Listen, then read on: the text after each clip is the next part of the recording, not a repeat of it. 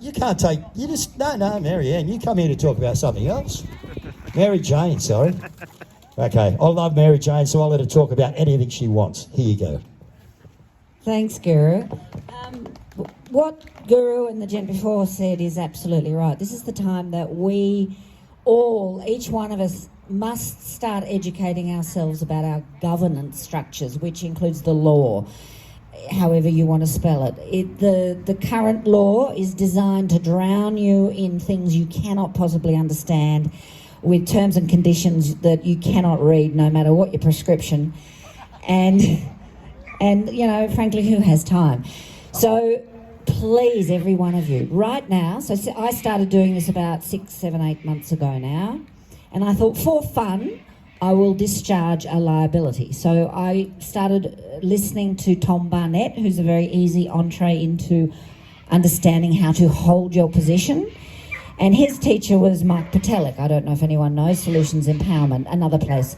And I joined up there and downloaded all the stuff, and that was a bit too much of a leap. It was very hard to understand, even for me. And I can read a lot of stuff.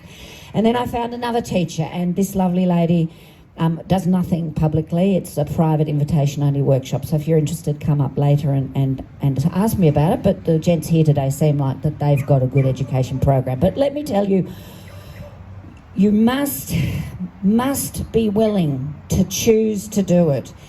This is a lot of paperwork. So the first lot of things I did was I thought I'll play around with discharging a little liability, which means they send you a fine or they send you a bill. This was a utility bill. And I thought, you know what, I've changed providers. I really do not enjoy these former providers that I had, and I'm not going to pay their last bill, as in I'm not going to discharge that liability that they've invoiced with me with, because I've spent days on the phone with them, which is far more money than they are charging me. So I played around with that, and I did it, and I followed the instructions.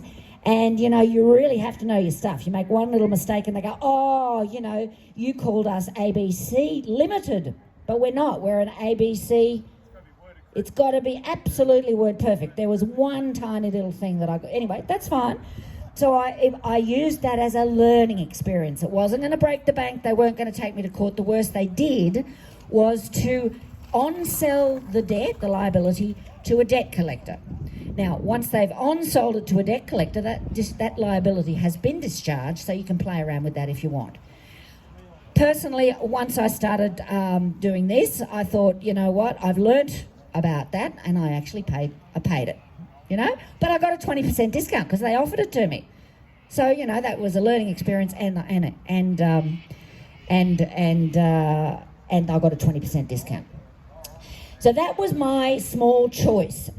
I would not necessarily recommend jumping in at the deep end where you may be dragged off to court, because my learning experience with that, then I've done my New South Wales quarantine discharging liability process, first notice for further and better particulars, second notice to follow up, and third notice with a summary judgment, because they don't respond.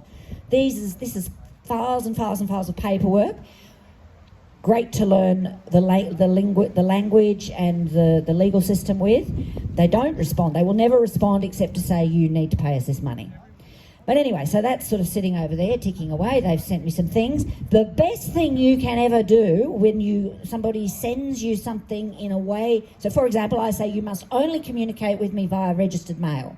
All other forms of communications will be deemed non-conforming correspondence and will not be responded to. And when I don't respond to it, that will not be tacit acquiescence.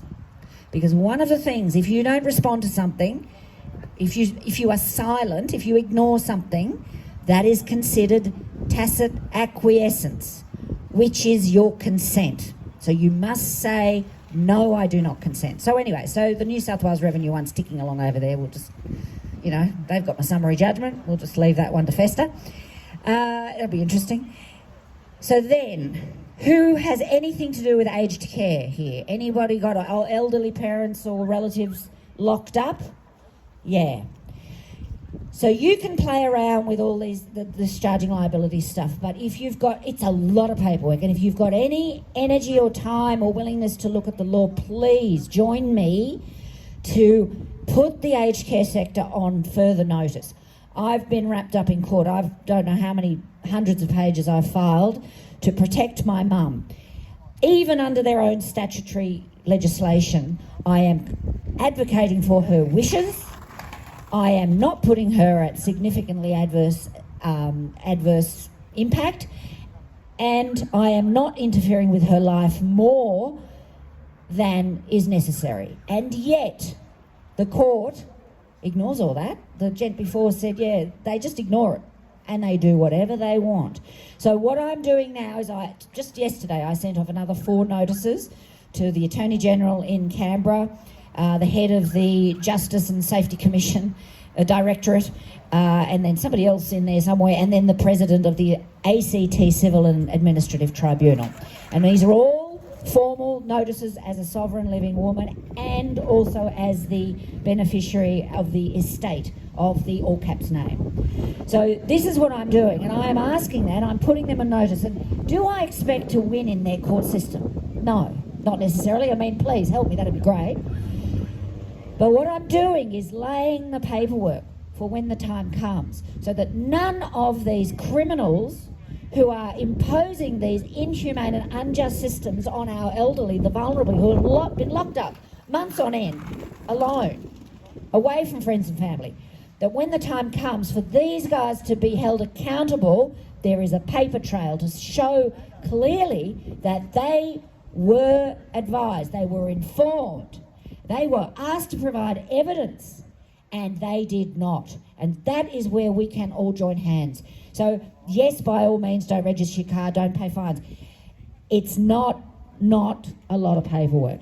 So if you have any available time, please think about where you may have a personal connection to protect someone who can't protect themselves. For me, it's no longer about my mum. This is about all those men and women. And I've spoken, many have come up to me now and said, I haven't seen my parents. Even my parents, they went into an aged care facility together, to be together, and they have been separated and isolated in individual rooms and haven't even seen each other for weeks.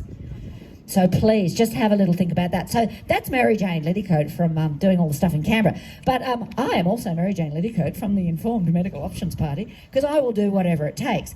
So in this crazy, system that we find ourselves in, Michael Sims and I are running in the Senate in the ACT for the Informed Medical Options Party, Truth, Transparency and Accountability in Science, Media and Government. Now, if anybody, even if you can't vote or you don't want to vote, that is absolutely fine.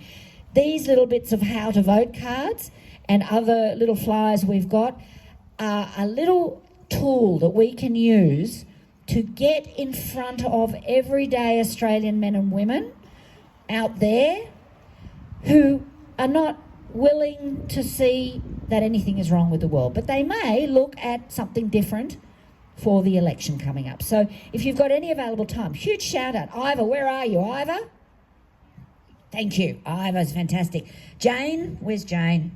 Jane's behind Ivor, there you go. And Ken, was it? Where's Ken?